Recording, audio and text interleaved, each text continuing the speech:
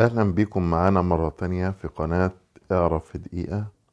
هنتعرف مع بعض النهاردة على خاصية مهمة وميزة مهمة في تليفونات أو موبايلات سامسونج بالخصوص.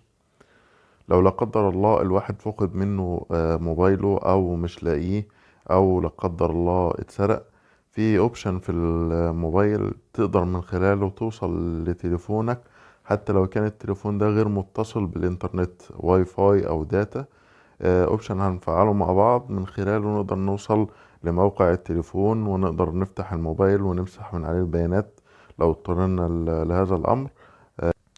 هنعرف مع بعض دلوقتي الاوبشن ده. يلا بينا ندخل على الضبط.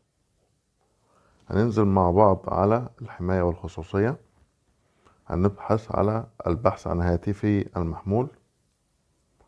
هنلاقي في ايقونة مش متفعلة اسمها العثور من دون الاتصال بالانترنت. هنحاول نفعل هذه الايقونة. هو بيقول لي قبل ما نفعلها حدد موقع هاتفك حتى إذا كان غير متصل بالإنترنت. يعني لو فعلت الأيقونة دي هتقدر تحدد الموقع، وهتقدر تستخدم من خلال التحديد ده أوبشنات كتيرة جدا. تتم بقى فتح التليفون أو غلق التليفون أو مسح البيانات من على الهاتف المحمول، أو الوصول لموقع الهاتف المحمول لو لا قدر الله سرق أو فقد. هنحاول مع بعض دلوقتي نفعل الأيقونة. موافق. كده احنا فعلنا الايقونة دي. كده احنا نقدر نطمن على تليفوننا لو لا قدر الله فقد، او انت سرق منك، او لا قدر الله يعني حد خده منك. تقدر من خلال الايقونة دي توصل لتليفونك حتى بدون احتياج ان يكون تليفونك عليه شبكة.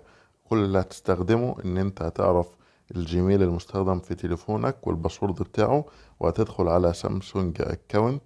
ومن خلال الدخول على سامسونج اكاونت هتقدر تحدد موقع الهاتف بسهولة ويسر. لو عجبك الفيديو نرجو المتابعة والاشتراك والإعجاب بالقناة، وشكرا لحضراتكم، والسلام عليكم ورحمة الله وبركاته.